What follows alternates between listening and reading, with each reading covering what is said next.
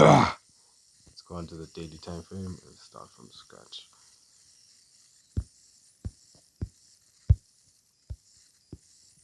Right, yeah, some speed past here. Investors daily sell side inefficiency. SIBI. Honestly, I want to see price close here, create this daily fair value gap, and retrace into it, and then continue higher. Right, that's my view on what I want to see happen next. Right, we even have two 4-hour fair value gaps that have formed here, so I really want to see price dip into them, and I think yeah, it has dipped into this one. So yeah, I'm not gonna annotate it just yet. In fact, let me just do it. Let me do it for the sake of doing it, so that I don't get lazier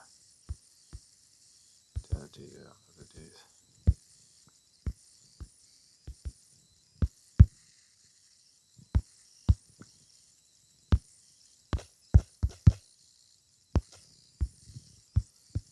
Right.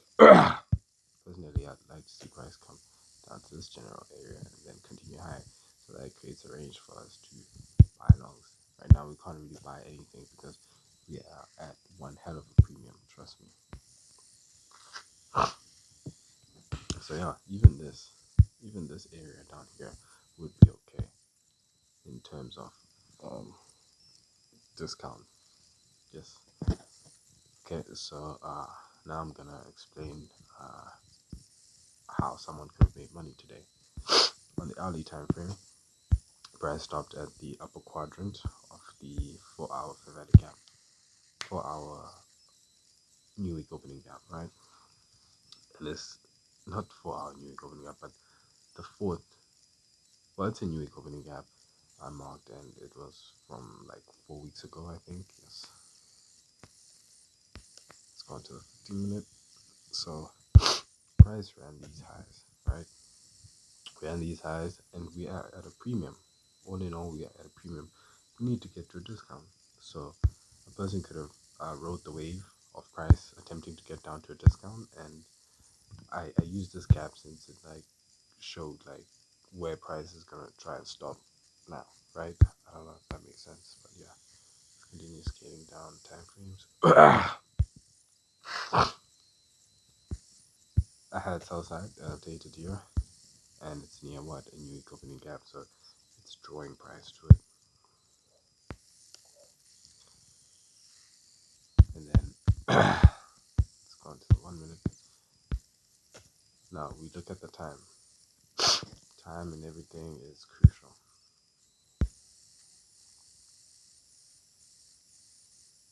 9:30 here. Runs, runs. 9:50s. Runs this liquidity here at like 10. Alright, perfect. Drops. Creates the ability for someone to enter longs your shorts. Right. We're at a premium. This is the new week opening gap. Here is the consequent encroachment of the new week opening gap, the blue line. Price stops right there. Fails to create any candle bodies above the consequent encroachment. That's indicative of what? Bearishness. You want to see price go lower from there, and he has left the new week opening gap, came back into it, failed to get above the consequent encroachment of both this fair value gap and what? The new week opening gap. That is a good confluence. So the next thing you want to do next is take on this fair value gap. Look at it. Price just tapped, failed to have bodies on it, dropped. Right?